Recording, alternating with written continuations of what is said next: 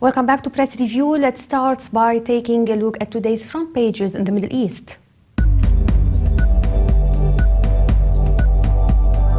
From Israel, the Jerusalem Post leads its front page reporting that Hamas and Fatah have announced that they have reached a historic agreement to end their differences and form a Palestinian unity government after 7 years of internal bickering.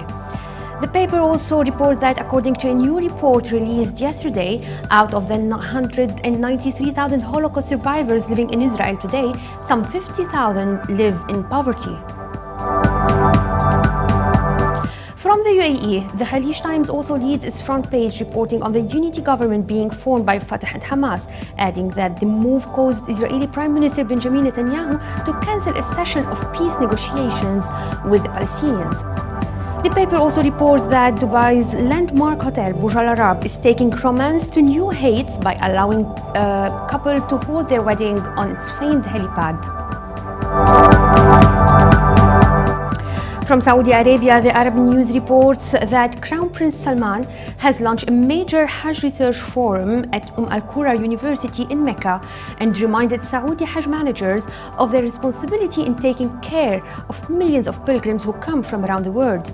The paper also reports that plans are underway by the government's new media watchdog to regulate content on YouTube posted by Saudi-based entertainment companies and individuals, according to the head of the body.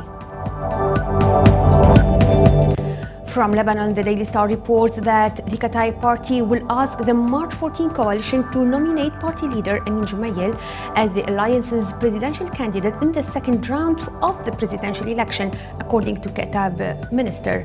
The paper also reports that Armenian President Serge Sarkisyan has accused Turkey of an utter denial for failing to recognize World War I mass killings of Armenians in the Ottoman Empire as genocide. The Egypt Independent leads reporting that pro-Muslim Brotherhood activist Ahmed al-Mughir has praised the death of Brigadier Ahmed Zaki, who was killed yesterday as bomb blasted under his car at 6 October City. The paper also reports that US President Barack Obama has said Washington welcomes China's rise, but that engagement with Beijing would not come at the expense of its Asian allies. Now let's take a look at the top Middle East news from UK papers.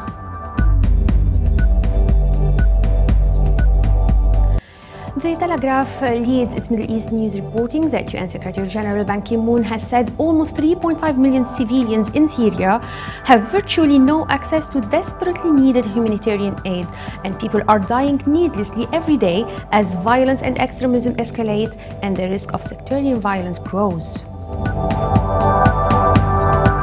The Guardian leads its Middle East news reporting that counter-terrorism officers are making a plea to Muslim women as more young men head off to fight in Syria.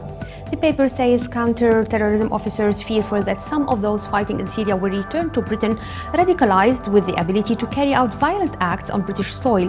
Hope that female family members will curb the numbers of people intent on taking up arms against the Syrian government. The Independent leads reporting that the rival political group Fatah and Hamas have signed a new agreement to end the split plaguing Palestinian politics and reunify the territories under their respective control. The paper says the two sides announced they had agreed that a national unity government headed by the Palestinian president Mahmoud Abbas should be formed within 5 weeks to be followed by elections. Now let's take a look at the top Middle East news in international papers.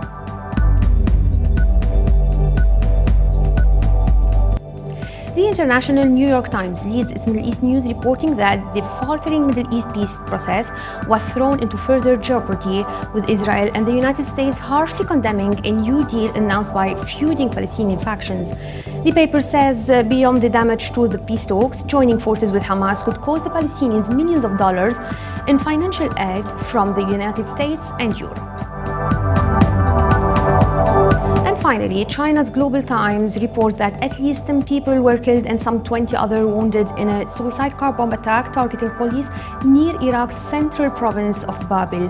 The attack occurred in the morning when a suicide bomber blew up his explosive-laden car at a police checkpoint just north of the provincial capital city of Hilla. For more updates, please visit our website levant.tv.